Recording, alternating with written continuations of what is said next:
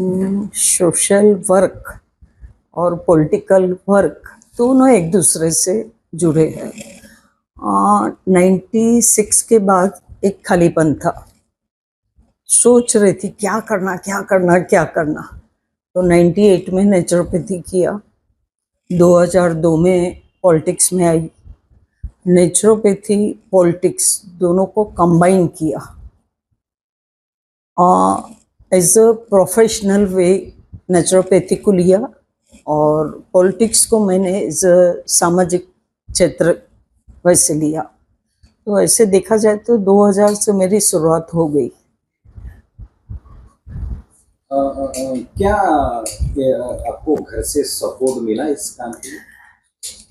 पूरी फ्रीडम थी। सपोर्ट कैसा रहता है कि हम लोग यदि घर छोड़ के कुछ काम करने जाते हैं महिलाएं, तो पहला इशू आता है परिवार का, बच्चों का, आर्थिक समस्या, ये तीन रहता है। तो ये तीनों को यदि बैलेंस किया और घर भी संभाला, परिवार भी संभाला, बच्चे भी संभाला, बाद के टाइम में ये सब किया, तो मुझे कहीं भी दिक्कत तो नहीं आई। ऐसा देखा जाए तो आज महिला दिवस के उपलक्ष्य में पहले तो सभी महिलाओं को मैं हार्दिक शुभकामना दूंगी।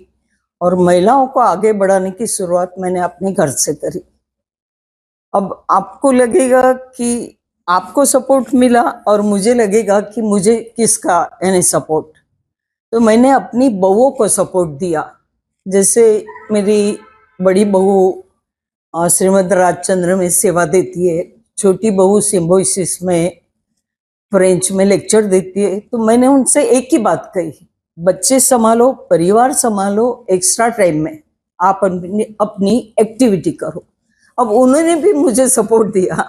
अब आज आप मानोगे, मैं किचन में करीब 20 साल से गई नहीं हूँ। इवन चाय भी होना, नाश्ता भी होना, खाना भी होना, तो मुझे परिवार वालों ने सपोर्ट दिया, बच्चों ने सपोर्ट दिया, बहुओं ने सपोर्ट दिया, तब मैं ये सब कर पाई। आज नागपुर की आप जानी मानी हस्ती हो, यहाँ तक पहुँचने के लिए आपको किन किन संकटों का सामना करना पड़ा? देखो, संकट तो हर क्षेत्र में रहती है। यदि उसे संकट माने, मैंने उसे चैलेंज माना। मैंने बोला नहीं, ये संकट नहीं, ये चैलेंज है, करना है तो करना है। अब नेचुरोपैथी का विषय कैसा था कि मुझे बहुत ही अच्छा यानी एक ऑर्गेनाइजेशन मिल गया न्यू दिल्ली का, INO। तो वो मेरे को एब्रॉड भेजते थे, तो मुझे अच्छा लगता था, मजा आती थी, रिस्पेक्ट मिलता था, कहीं ना कहीं एक सेटिस्फेक्शन मिलता था। तो ये सब चीजें है। कहीं न कहीं यानी अपनी जो इच्छाएं है आगे बढ़ने के लिए, उसमें सपोर्ट हुई।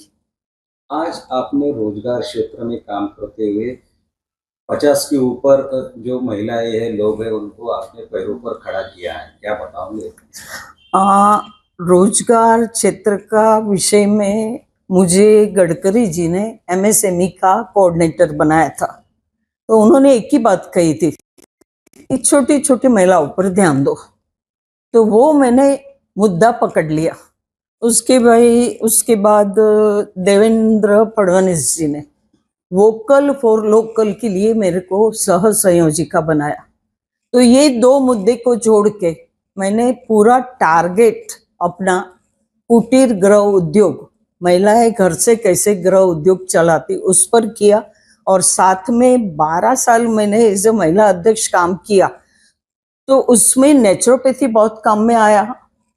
पॉलिटिक्स तो सवाल ही नहीं उठता है कि हम लोग गुजराती है, आप 2 गुजराती को तो जानते ही हो पूरे देश के। तो हम लोग मैनेजमेंट में बहुत ही पर्टिकुलर रहते हैं।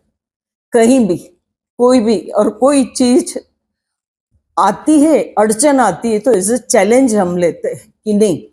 तो नेचुरोपैथी पॉलिटिक्स को मिक्स करके, क्योंकि आरोग्य किसको नहीं होना, मुस्लिम को भी होना, हिंदू को भी होना, सनातन को भी होना, सभी को होना, आपको भी होना, मुझे भी होना, महिला को भी होना, पुरुष को भी होना। तो मैंने नेचुरोपैथी को पूरा फ्री कर दिया था और पॉलिटिक्स को महिलाओं का उसमें इंटरेस्ट बढ़े वैसे माहौल मैंने बनाए थे। अभी लक्ष्य क्या है, आप कितनी महिलाओं को लक्ष्य तो देखो, इससे एग्जैक्ट तो नहीं बता पाऊंगी, पर काफी महिलाओं को कुटीर गृह उद्योग करने के लिए नक्षत्र कार्यालय में हर गुरुवार को ये हम लोग प्रोग्राम लेते हैं। देवेंद्र फडणवीस जी की संकल्पना है कि छोटे से छोटी महिलाओं को उद्योग मिले, उनको लोन मिले, उनको पैसे मिले, उनको गाइडेंस मिले। तो आप मानोगे, महिलाओं को दौड़ना नहीं है, शासन तुमच्या द्वाराकडे, आपके दरवाजे के पास शासन खुद आएगा, खुद करेगा, खुद आपको गाइड करेगा, खुद ट्रेनिंग देगा। हम उससे मोटिवेट करते हैं। आप यहाँ तक आपका जो सफर हुआ है, क्या इस सफर के लिए गडकरी साहब और फडणवीस साहब ने आपको मार्गदर्शन किया? उनके मार्गदर्शन से तो पार्टी में हूँ, और उनका जो एक सपोर्ट है, क्योंकि कोई भी बड़ी हस्ती है ना, हमारे दिमाग में रहती है कि उस हिसाब से हमें काम करना चाहिए। सपोर्ट पूरे संगठन का रहा। वो तो उनको पूरा देश संभालना है, उनको एक चीज लेके थोड़ी बैठना है, पर हमारा जो संगठन है, संगठन जैसा आदेश देता है वैसा हम करते हैं। बहुत सी महिलाएं जो है उनके अंदर में बहुत से गुण रहते हैं पर आगे नहीं बढ़ती है। महिला के इस जागतिक दिन के उपलक्ष्य में उनको क्या मैसेज? देखो, महिलाओं को एक तो कहीं ना कहीं अपनी काबिलियत बतानी पड़ेगी। आप किस फील्ड में एक्सपर्ट हो, छोटे फील्ड में या बड़े फील्ड में, वो काबिलियत जहां तक नहीं बताएगी वहां तक वो आगे नहीं आ पाएगी। क्या क्या आपको लगता है कि आने वाला जो समय जो है,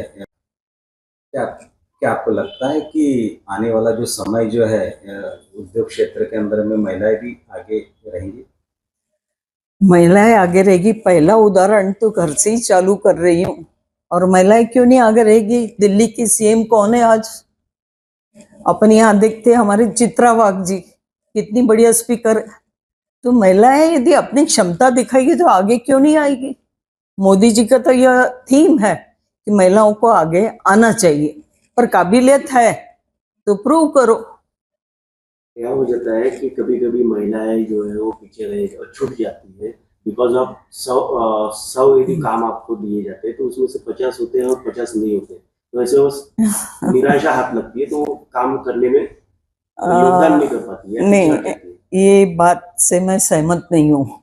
हाँ, यदि महिला ने चाहा कि ये काम बहुत सारे दिए तो पूरा करना, या आलस आ जाना या कम करना, वो विषय अलग है। पर महिला को करना है तो वो करके ही रहती है ठान के। इसे अभी हमारा सदस्य अभियान था, हमको टारगेट दिया था 1000 का, हमने 7 दिन में पूरा करके दे दिया, जबकि आज 100 नहीं होते लोगों से। तो यही उसने ठाना कि हमें करना है तो करके रहेंगे। चंद्रशेखर जी महिलाओं को कितना उत्साहित करते, 40-40 मशीन अगरबत्ती के उन्होंने खुद ने अपने क्षेत्र में बांटे हुए हैं।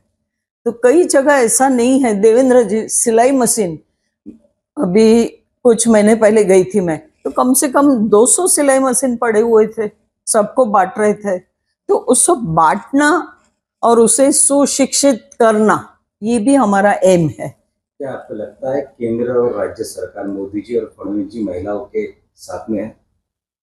आपको पता नहीं लाडली बहन की योजना कैसी थी?